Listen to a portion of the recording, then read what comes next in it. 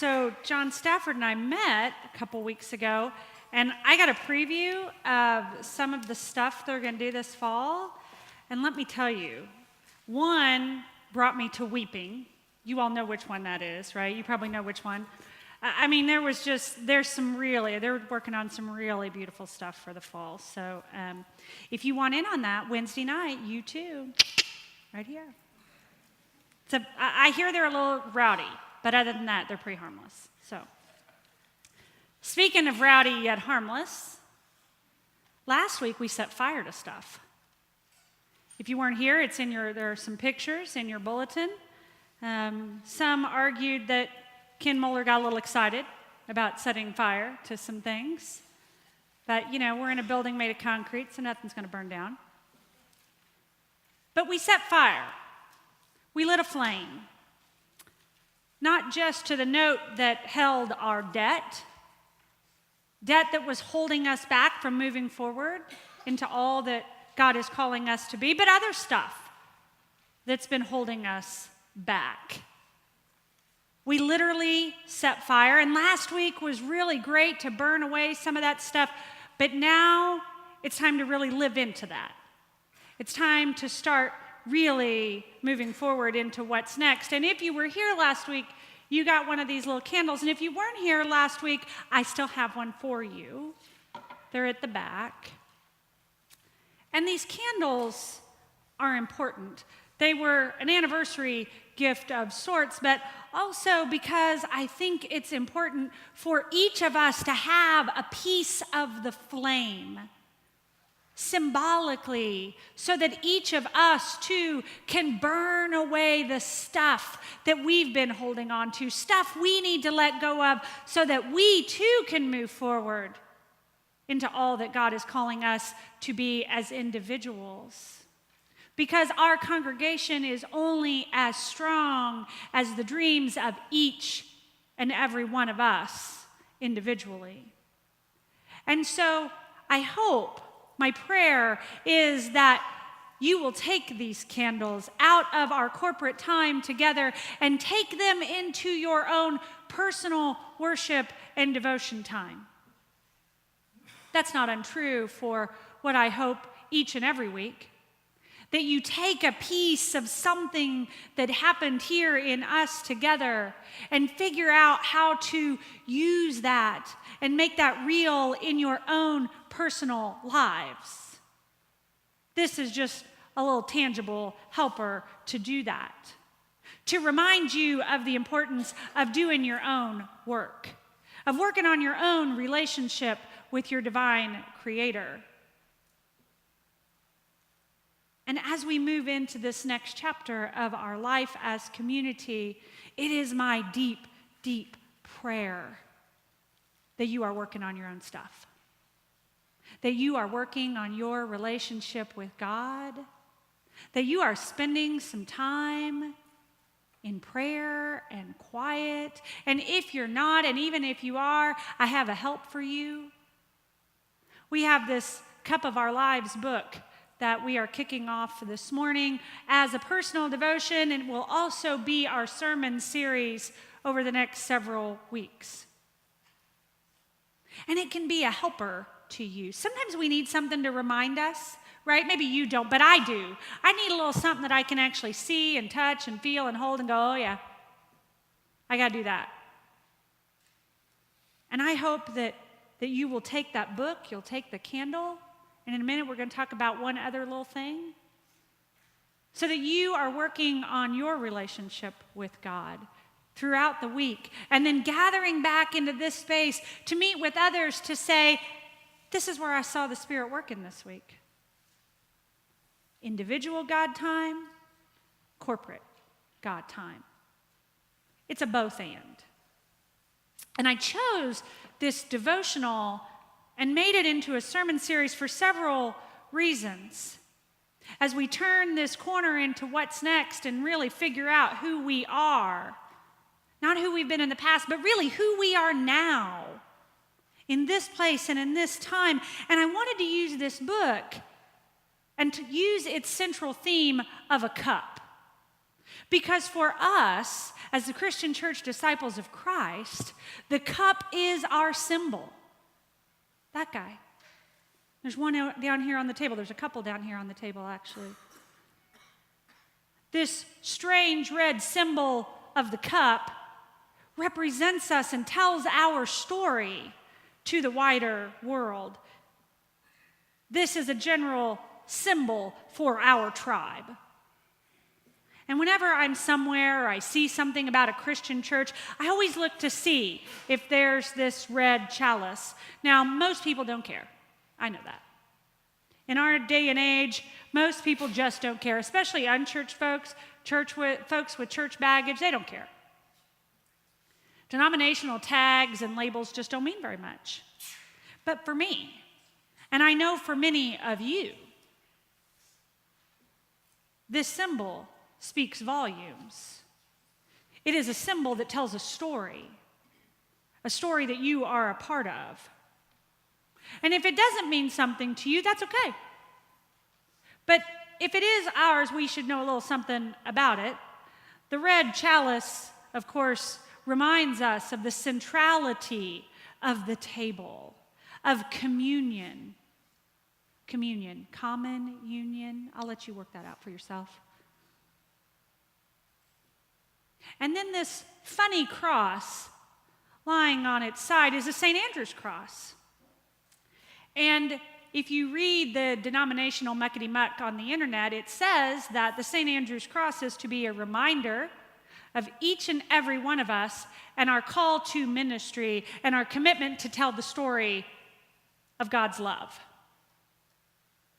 Now that's the official denominational muckety-muck. But again, what does it mean for you? What is this? What story does this tell for you in your life? And like I said, maybe it's nothing, and that's okay. But as we spend the next several weeks talking about the cup of our lives, I want us to think about what this means and what this means for us. In theory, this cup represents our journey together. It is the symbol of our life and our commitment to one another, and it represents our congregation's place in the larger body of disciples. And as I said a minute ago, just as we have corporate worship and personal worship, this morning I want us to think about both corporate symbols and individual symbols, personal symbols. Symbols are very powerful. They can convey tremendous meaning. If you don't believe me, just go into any ad agency. Symbols hold powerful meaning for us. And so as we work out our own relationship in the next few weeks, I'm going to invite you to choose a cup for your life that represents your life. And if you are doing this devotional book with Joyce Rupp, it is a central part of the daily practice. And the author, Joyce Rupp, says this: the ordinariness of the cup reminds me that my personal transformation occurs in the common crevices of each day. Common crevices. This is not common for you in most days. Most of you don't show up and sit in that chair Monday through Friday. You come one day a week. But the real work of your life is happening outside of here. So I've been wondering, what cup will you choose to represent your life? I'm going to be asking you about these cups. And as you choose your cup, I'm going to invite you to send me a picture of it. And we're going to use that as we go throughout the fall. You'll see I've started with some other cups here on the table. What cup will you choose? Will you choose a coffee cup? Some of you can't start your day without one of those. I know, that's okay. Right there with you. Some of you might choose a teacup, or a water bottle, or a wine glass, or a plastic Quick Trip cup. There's a cup for everybody. And I've thought about this a lot for myself. And the chalice has always been a really important symbol to my life and to my faith and to my spirituality. and it has always represented my spiritual home, even when I have been really angry at my spiritual home, even when I don't always agree with it, which is a lot, even when it drives me crazy and disappoints me, because it will. And time and again, I find strength and comfort and home and assurance and reassurance when I see it, and I remember its meaning for me and the story it tells of my life. In this red chalice so often will remind me that I might discover a place where I am truly beloved. And this image has the potential to remind each of us of this passage from Isaiah that Amy read for us this morning. This image can speak to us, God's words from this text. When you pass through the waters, I will be with you. And through the rivers, they shall not overwhelm you. And when you walk through fire, you shall not be burned. And in this image, you might hear God's promise, you are precious, and I love you. And so I thought about getting a cup with a chalice on it to use during these days, during these devotionals. But then I had the nagging voice of my spiritual director in my head.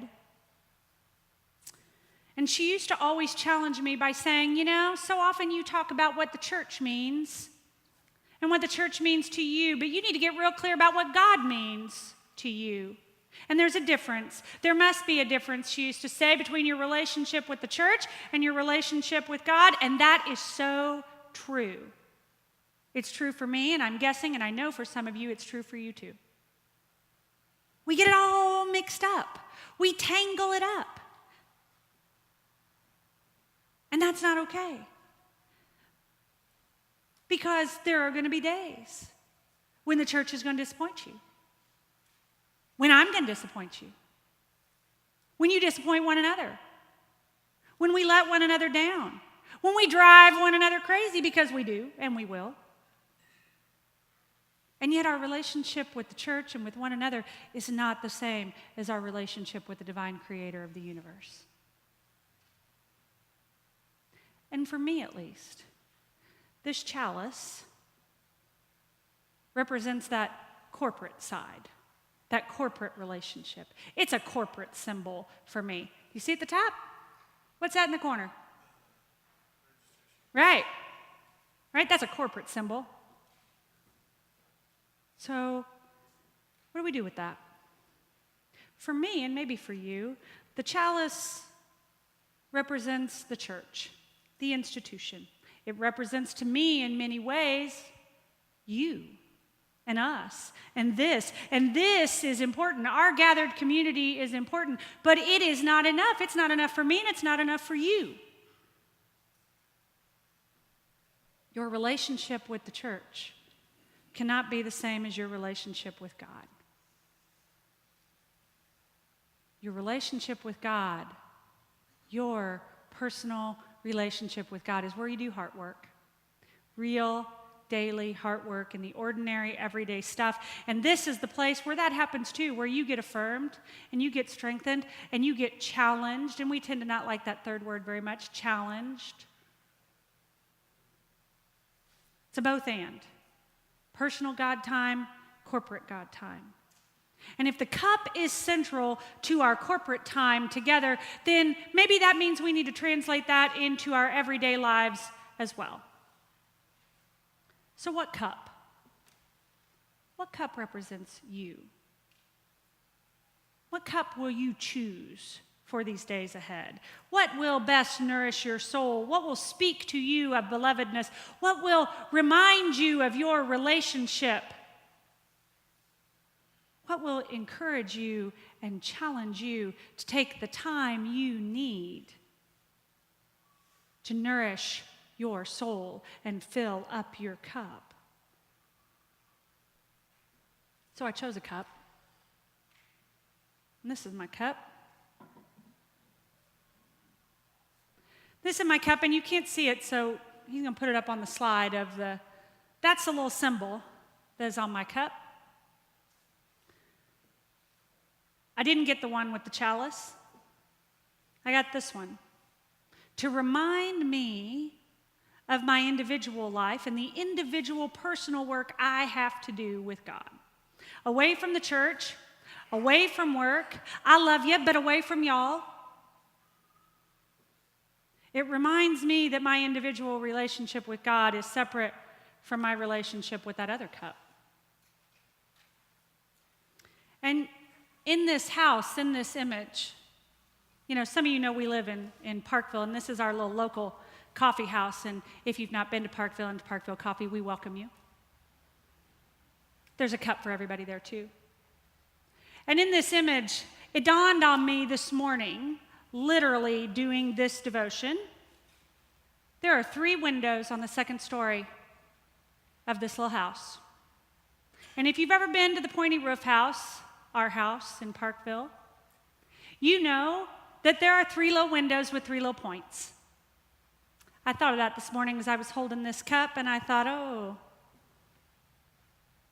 And so while the chalice reminds me of my community and my home as a part of that, this cup reminds me of the home within myself, that safe place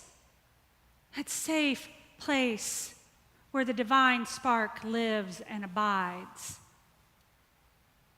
that I got to keep lit, that I got to keep flamed, just with me and God. And in some ways, the Parkville coffee cup perhaps represents real nourishment, real ways of which I'm filling my cup these days. Because this cup challenges me to think about what's filling my cup. Because I'll be honest, too many days I will allow everything that happens in this building to fill my cup.